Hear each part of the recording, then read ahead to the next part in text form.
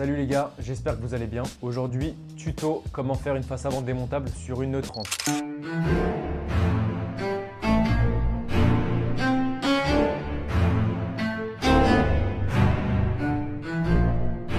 Déjà, niveau aspect pratique, pourquoi est-ce qu'on fait des faces avant démontables sur les E30? Premièrement, parce que vous vous en doutez certainement, la face avant est soudée, donc elle n'est pas d'origine démontable. Et ça pose souvent problème sur les gros projets comme celui-ci ou les projets où on va venir swap.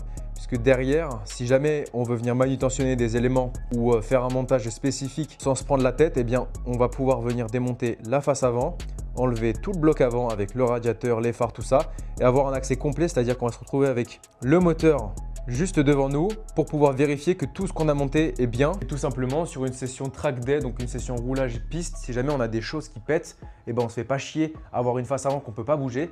Là, on la démonte, on va avoir 4 petites vis, on la démonte, on la sort et derrière, on est bien et on peut regarder ce qui ne va pas ou ce qui a pété et changer ça plus facilement. Et ça, c'est vraiment cool et c'est juste un gain de temps énorme. Donc en fait, là, on va se faire chier à faire tout ce montage-là pour qu'après, ce soit beaucoup plus facile pour nous le jour où on aura tout monté et qu'on se sera bien plus fait chier avant.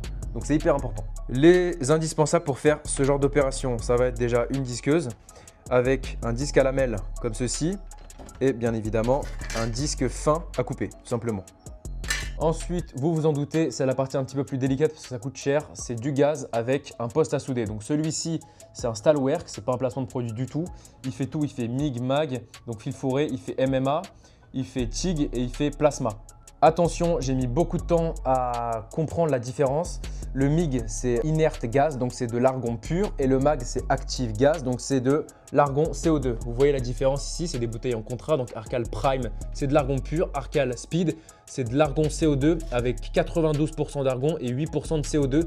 C'est l'optimum pour la carrosserie, ça ne chauffe pas trop et on a une pénétration qui est impeccable sur tout simplement de l'acier. D'ailleurs, pour ceux qui s'y connaissent et qui ont l'habitude d'acheter des bouteilles sur Amazon, vous verrez que vous n'aurez jamais ce genre de pourcentage en 92,8. C'est très difficile de trouver ça en bouteille pure sans contrat. La plupart des mélanges qui sont disponibles sur Amazon, c'est du 82-18 ou du 80-20. Et ça marche, mais ce n'est pas optimum pour de l'épaisseur fine. Deuxième paramètre important pour vous faire votre face avant démontable tout seul, c'est de la tôle, encore une fois, qui est très fine. Ça, c'est le fil fourré qu'on vient utiliser en MIG ou en MAG. Donc pour nous, ce sera du MAG. Et c'est du 0,6 mm. En gros, il y a une règle en soudure qui est pas mal utilisée. Si jamais on vient souder une tôle en 0,75, il ne faut pas que notre fil soit plus gros en diamètre que l'épaisseur de la tôle.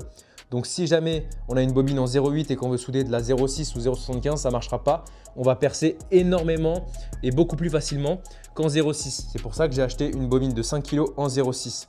Par contre, à contrario, si on vient faire des épaisseurs comme 1 mm ou 2 mm, le 0,8 sera bien plus adapté que le 0,6. Allez, maintenant que les explications ont été faites, on y va, on l'envoie et je vous explique comment j'ai fait ça.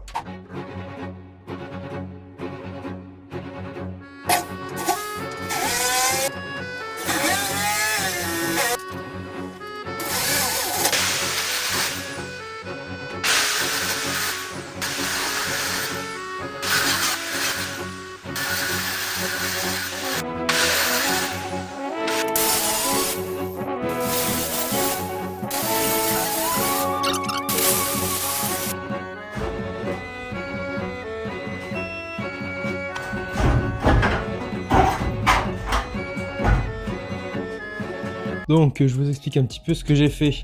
Donc, ce que j'ai fait, c'est que j'ai coupé l'aile comme ça des deux extrémités. Donc, j'ai essayé de faire des coupes à peu près droites. Après, je ferai des coupes plus droites et je viendrai ressouder une tôle. Ce qui fait que du coup, vous voyez ici, on n'a plus la patte qui dépasse. Il va falloir que je ressoude aussi. Et là-bas aussi. Et il faut que je vois aussi avec l'aile si ça passe.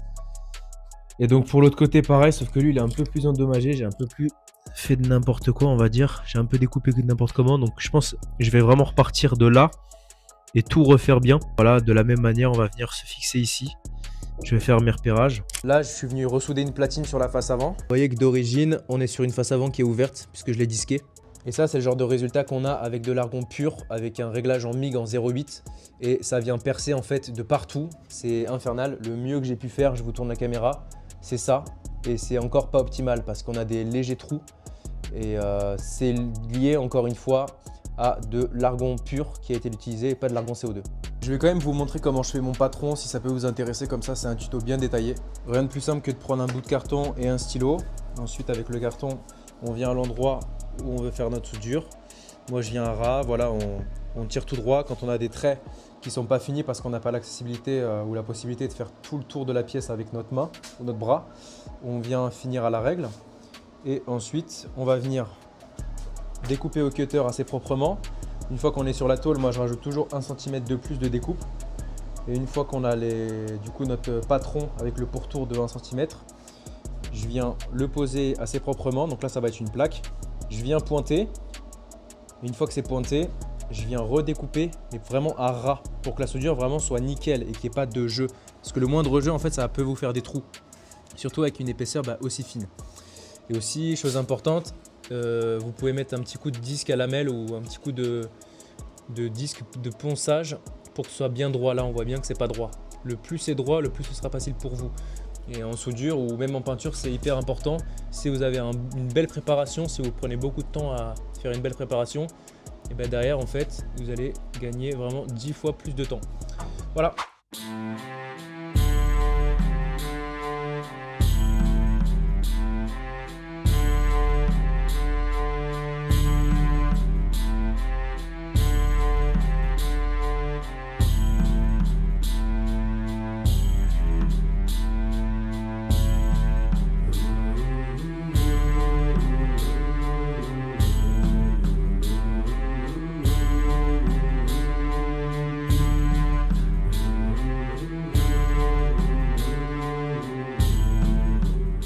Du coup, ce que j'ai fait après, c'est que je suis venu souder les petites plaques pour boucher les trous. De base, vous vous souvenez, on avait tout coupé comme ça. Et donc, on est venu souder la plaque. Donc, c'est une plaque de 2 pour rigidifier l'ensemble. Parce que même d'origine, déjà de base, ça baille pas mal. On est venu faire des petits cordons qu'on va plus meuler par la suite. Vous allez voir pourquoi est-ce que je me suis arrêté là.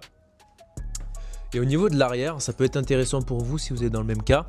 On est venu faire des cordons. Bon, les cordons ne sont pas forcément très propres. On n'avait pas les réglages optimum. Là, celui-là, il est magnifique. C'était les bons réglages, quoi. Bonne vitesse, bonne hauteur, tout ça. Je parle des réglages manuels surtout, hein. Mais voilà, c'est quand même pas trop mal. Ça tient bien. Par la suite, on va venir souder notre petite plaque comme ça. Et là, du coup, on sera à peu près droit. Comme ça, on viendra rapprocher cette face-là, comme ça. Vous voyez, elle bouge. Et ensuite, ça passera nickel. On a fait les tests avec la face avant déjà. Et ça passe vraiment nickel, il faudra juste refaire la même chose de l'autre côté. Sauf que, manque de peau, moi je suis un chat noir, j'ai toujours des problèmes que les autres n'ont pas. Je vais vous montrer le problème qu'on a eu. Et voilà, je pense que vous avez compris. Ça peut intéresser ceux qui ont déjà eu ce genre de panne et qui se demandent ce qui se passe. En fait, le fil en 0,6 s'est plié. La torche apparemment est restée allumée alors qu'elle avait un gros angle. Du coup, là, c'est plus passé.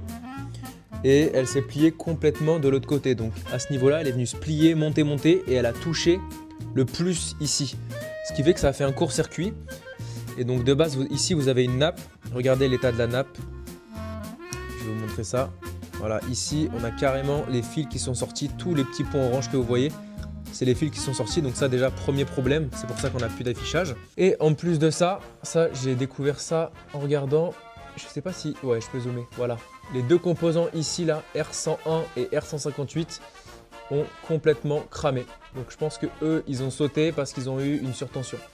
Ce qui fait qu'on n'a plus de tension et le poste s'est coupé d'un coup. Donc malheureusement, je vous reprends quand ce sera réglé. D'ailleurs, en vous faisant entre guillemets patienter, je vais vous montrer deux choses. La nouvelle acquisition, Théma le bolide. Magnifique M346. Bon, pour ceux qui me suivent sur TikTok, sur Instagram et sur YouTube en short, vous l'avez déjà vu. Mais surtout pour le projet E30, parce que ça, c'est pas le sujet. Qu'est-ce qu'il y a sous cette bâche? Bon, il y en a beaucoup, je pense, qui vont reconnaître directement.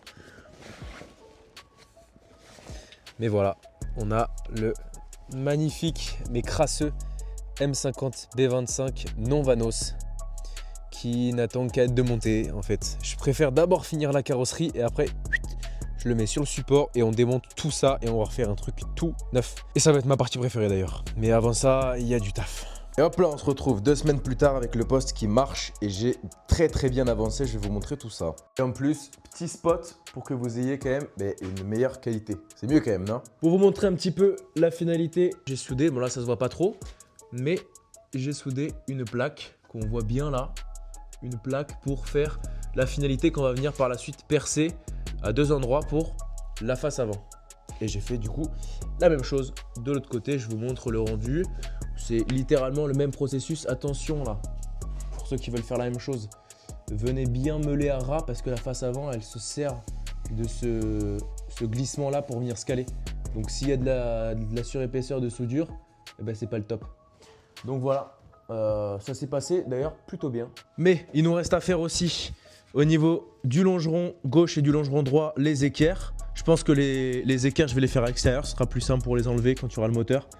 Donc je vais venir mettre, je vous montre ici, une petite équerre, tac tac, avec 2 inserts filetés que je vais mettre ici, tac, dans le longeron, et une plaque soudée ici.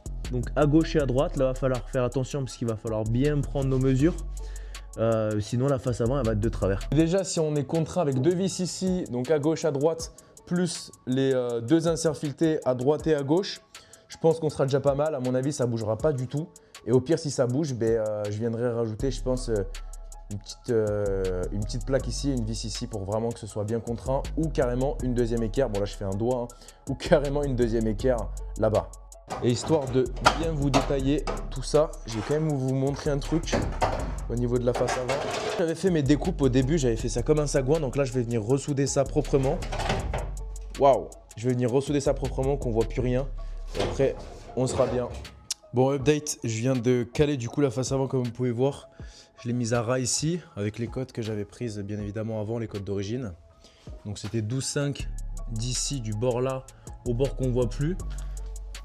Mais les cotes sont respectées. Là c'est pareil, c'est à ras. Donc vu de dessus, la face avant est droite, on va dire. Je prendrai d'autres cotes pour voir si vraiment tout est bon. En dessous, j'ai calé le cric pour la maintenir. D'ailleurs ça tient super bien pour l'instant. Par contre, on a toujours cet écart là qui m'embête un peu. Là, on a un écart de 1 et là-bas, on a un écart de quasi 0. Donc, pour pallier à ce problème, ici, j'ai vu que c'était cette face-là en fait qui tapait. Vous voyez comment c'est fait? C'est cette face-là en fait qui contraint et qui du coup soulève toute la caisse là. Alors que nous, ce qu'on veut, c'est que ce soit cette face-là. Donc, en dessous, je vais pas cut de 1 tout de suite, je vais cut de 0,5 et on a le même problème de l'autre côté. Donc, je vais faire pareil. Je vous montre là. Je vais cut de 0,5.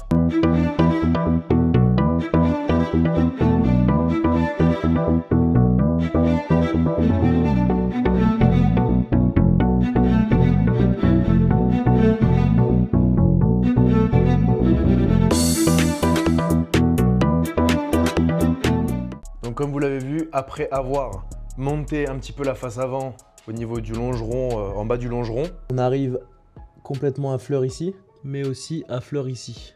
Voilà, dans tous les cas, le but c'est que ça touche pas. Et pour vous clôturer un petit peu les étapes, donc au final, j'ai eu de la chance parce que quand je suis venu tirer un petit peu sur cette face là, vous vous souvenez, j'avais un petit peu trop meulé. Et en fait, il restait plus qu'un point de soudure qui du coup a pété, donc la platine elle a fait ping, elle a pris son indépendance. Et je suis venu du coup directement remettre un cordon de soudure que j'ai pas meulé et qui prend bien la moitié sur cette tôle et la moitié sur cette tôle. Comme ça, je suis sûr que c'est hyper rigide. Et dans tous les cas, il ne faut pas oublier qu'il y a l'aile qui vient ici, donc en fait, elle cache toute cette partie-là. Ensuite, si jamais c'est pas encore assez rigide, mais là pour le coup, vous allez voir, c'est très rigide, je viendrai continuer cette face-là et je viendrai me reprendre ici, je mettrai un insert comme ça. Et pour le coup, là, on est vraiment pas mal. Qu'est-ce que j'ai fait d'autre? J'ai fait pareil du coup sur l'autre côté, sauf que l'autre côté, il n'a pas pété ici. J'ai juste remis 2-3 points de soudage. Ah, pareil aussi, j'ai oublié de vous dire. Bon, là, on va pas bien voir, mais j'ai aussi soudé tout l'intérieur. Tout l'intérieur, j'ai fait des points de soudure comme ça. Donc, extérieur et intérieur, comme ça, on est bon. Et faites attention aussi, si vous faites ce genre de manip, vous voyez, là, ça a pété ici. Donc, il va falloir qu'on rajoute une platine à droite et du coup à gauche. Parce que si ça pète à droite, c'est que ça va forcément péter à gauche. Donc, on va rajouter une platine ici pour que ça renforce tout ça. Une platine en bas qu'on va venir repercer du coup pour le passage de l'aile. Et je mettrai un petit insert dedans là. Donc une grosse platine pour tout renforcer, comme ça on est bien.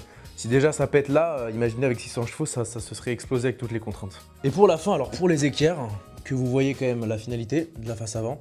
Pour les équerres, donc comme je vous ai dit, je suis venu souder ici. Donc là il faut que je la redémonte pour ressouder là, parce que c'est hyper compliqué de souder la buse en bas. Et à chaque fois il y a des boulettes qui se font, qui tombent par gravité. Donc il faudrait que je démonte et que je refasse un cordon de soudure. Pareil pour l'autre côté. Et là, donc comme je vous ai dit, j'ai mis 2 inserts M8 M8, M8. Il faudra juste que je rajoute la rondelle. Je ne l'ai juste pas mise hier, j'étais fatigué, c'était très tard. Et à l'intérieur, il faudra que je vous montre. Voilà, là on voit un peu mieux à l'intérieur. On a du coup les deux inserts qui sont nickel. Il n'y a pas besoin d'acheter une équerre spécialement toute faite. Vous prenez une tôle de 2, que vous prenez vos cotes. Là il y a 3 mm, là il y a 4 mm, il y a 3 cm, là il y a 4 cm. Vous venez faire votre milieu avec un étau. Vous venez taper la tôle jusqu'à 45 degrés et ensuite vous venez l'ajuster. Et pour percer, moi j'ai d'abord percé ces deux trous là en 3 mm et après je suis venu avec du 6, donc percé en même temps une fois que la tôle était soudée, l'équerre et le longeron, et après avec du 10, l'équerre et le longeron, et après on vient mettre du 10,5 pour le rentrer en force. Quand je dis le rentrer en force, je parle de l'insert. Du coup pareil de l'autre côté, nickel. Et pour éviter la vibration ou quoi, parce que ça va forcément vibrer, je viendrai rajouter des tout petits cylinder blocks en caoutchouc là. Pour que ça s'appuie sur le cylinder block et pas trop sur la tôle, parce que sinon ça va vibrer je pense. Après là il y a vraiment zéro jeu. Hein. Et c'est pour le coup hyper costaud. Là il y a toute la caisse qui bouge. Hein. Vous voyez? Voilà. Pour conclure la vidéo les gars, j'espère déjà que ça vous aura plu. J'ai fait le truc le plus complet possible, en tout cas j'espère. Faut savoir que moi j'ai commencé sans savoir souder, en partant de zéro, sans savoir former de tôle, sans savoir même me servir d'une, comment on appelle ça, disqueuse. Vraiment en partant de zéro, j'avais juste fait de la mécanique de base en fait. Et tout ça pour vous dire, ne lâchez pas, ça coûte cher en équipement, ça c'est sûr, mais après c'est des équipements que vous allez avoir à vie et ça va vous servir pour un projet comme celui-là tout le temps. Je parle par exemple du poste à souder. Et derrière, comptez globalement, si vous partez de mon expérience, c'est-à-dire zéro, comptez globalement, ouais, comptez bien 20 à 30 heures de taf. Parce que vous allez apprendre sur le tas, il va falloir vous entraîner en soudant, il va falloir vous entraîner à utiliser une découpe, à utiliser une perceuse. C'est des trucs cons, mais si on ne l'a jamais fait, c'est assez compliqué au début. Et voilà, j'espère que la vidéo vous aura plu, n'hésitez pas à vous abonner. Et la prochaine étape, je vais vous la montrer.